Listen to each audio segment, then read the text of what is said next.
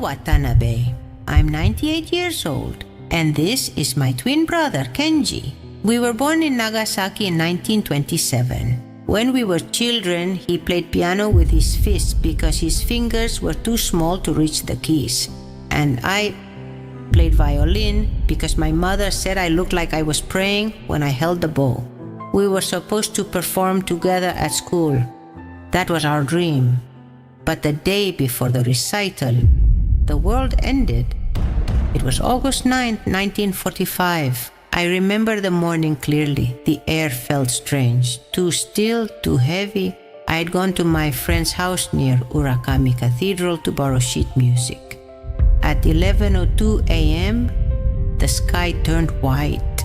I don't remember the sound.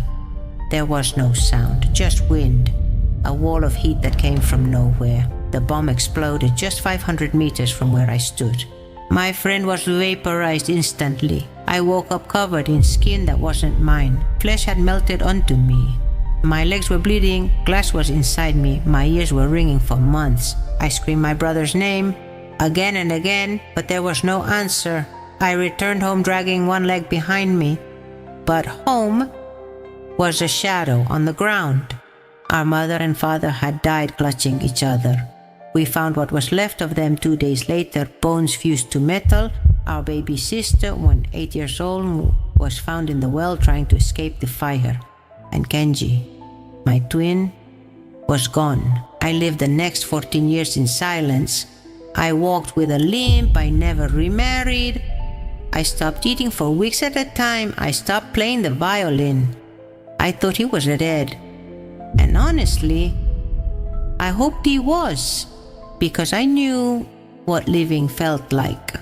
But in 1959, I turned on the radio and I heard him. A piano piece, one I had only heard once, half finished on the morning before the bomb. I fell to my knees. I called the station over and over. And when he finally picked up the phone, I heard the sound of breathing. That was all I needed. Kenji had survived. He had been thrown into a brick wall, suffered burns down his back, and went deaf in one ear. But he lived. He had spent 14 years composing songs he never thought I'd hear. We met again in Tokyo, and we sat in silence for hours.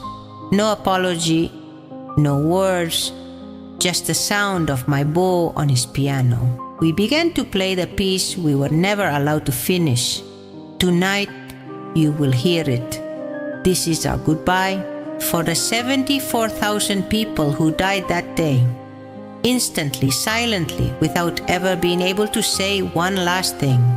This song is not for fame. This song is what's left of us. We call it the song that was buried. Good luck.